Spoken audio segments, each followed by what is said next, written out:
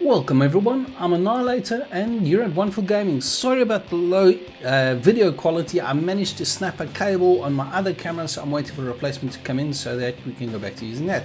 But anyway, we've got some Alpha 20 news for you for 7 days to die, so let's get straight into it. So this mainly deals with world generation and what changes they have made. I don't have much in the way of images for you. I've got little bits and pieces of what they've shown off and a couple of the bits on the points of interest. So this is going to be mainly a talking head video. So this is a whole new world generation that they're busy dealing with. Their goal is it's going to run about 1 minute per kilometer squared generated. So if you've got a 10 kilometer map, which is the new maximum map size, it's going to take you 10 minutes. That's what the goal is. Minimum map size is 6,144 square meters or 6.1 kilometers, about 5 miles. I think it is 4.8 miles, somewhere around there. Next is you get 8 kilometers and 10 square kilometers. So those are going to be the new map sizes. So the new mountains are going to be generated by artists. So there's going to be new mountain ranges that are going to be put in. And they've now got a splat system that they're using. So there's going to be canyons, water, new rivers. The whole bang toot is getting redone. You'll see here on the new mountain range on the left hand side there, that's all they're showing us. And then you'll see now some footage of in-game. It's very much still very raw. They were having quite a few Unity issues getting it to all work. So there will be different borders. On one side of the map you could have a sea border, and the other side of the map you could have a land border. It depends on what your settings are. Now you see on the screenshot again, you'll see on the left hand side there's a whole bunch of new map settings. So you're going to be able to customize your map very much how you want it, which is going to be very, very cool. Now looking at these options, now this is pure speculation on my part. I don't know exactly how this is going to work, but we can give it a good guess. So starting at the top is the world seed. That is pretty standard as it is now. It's obviously going to change on how they write this new code. World size, obviously we've spoken about that, 6,144, 8,192 and 10,196 I think is going to be the 10 kilometers. Then you've got generation of towns. Do you want a map with or without towns? Rivers, then I'm guessing it's going to be default size rivers, no rivers, small, medium or large rivers, things like that. Or maybe it could be lots of rivers or no rivers.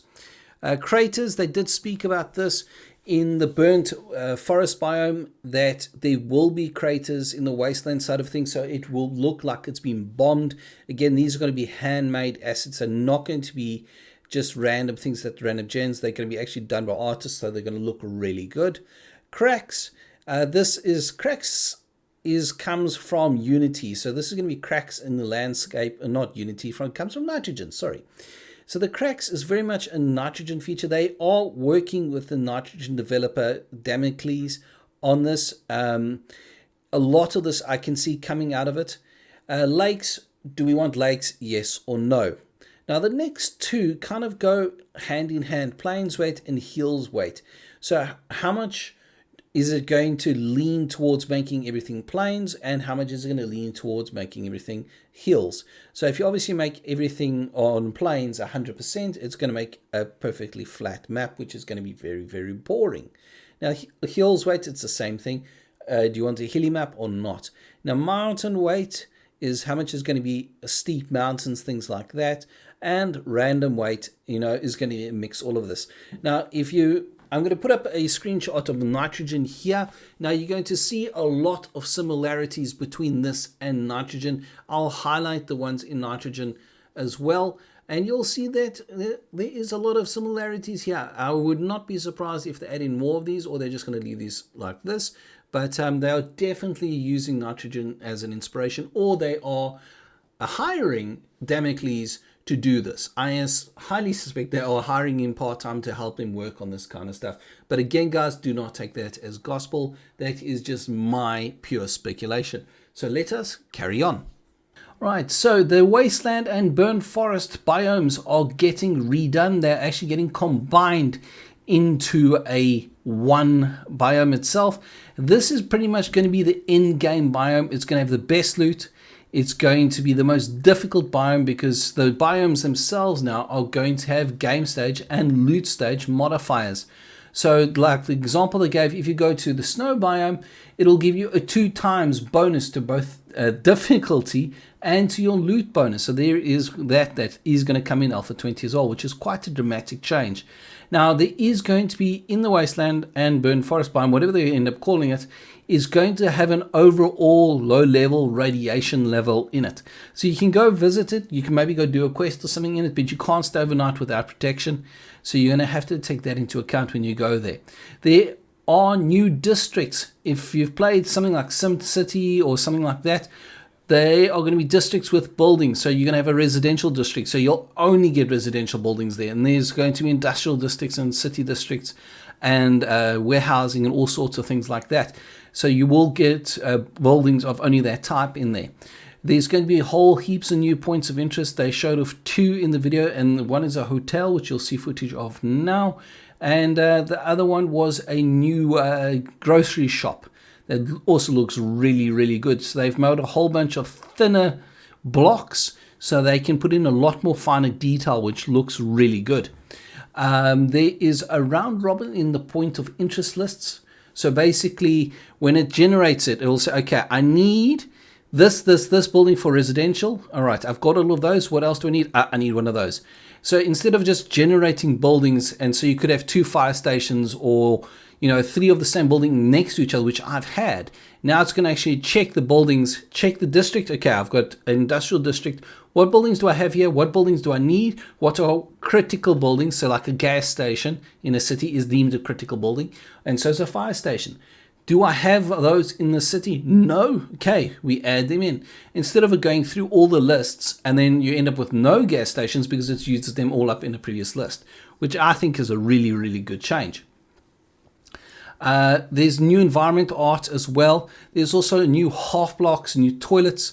So what they've done, instead of like a toilet being a full size block now when a toilet, you used to play it, if you've ever used the point of interest creator, it was 1 meter squared, no matter how small the toilet was. So it was really difficult to put 2 things like a sink and a toilet next to each other because they are both 1 square meter. So it's really impossible. 1 cubic meter, should I say, not square meter. So they've now reduced the toilet and other things, sinks as well, to smaller sizes. So you'll be able to put things into the right scale, and buildings now are a lot more detailed inside.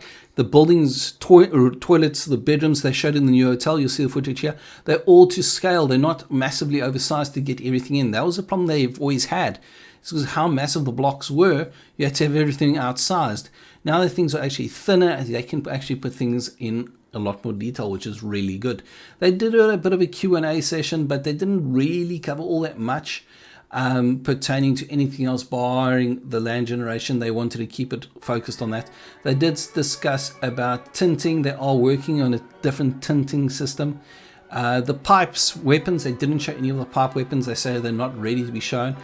It was Richard, which is Mad Mole's brother, running this one, and they did say they're looking at provisional March next year. Provisional, big exclamation marks, prime. He did say that it's very provisional at this point. They're not sure if they're going to hit that.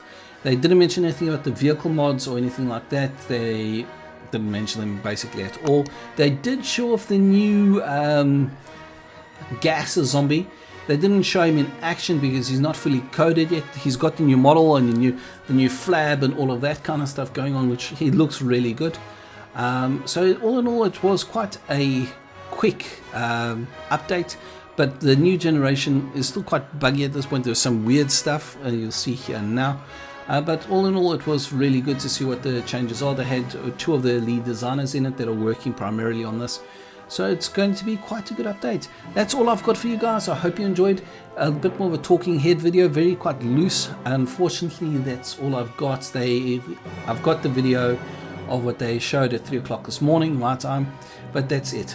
So if you like this kind of video, please do give it 2 thumbs up, share the video far and wide, and please do subscribe and stay tuned for more content. See you guys all next time.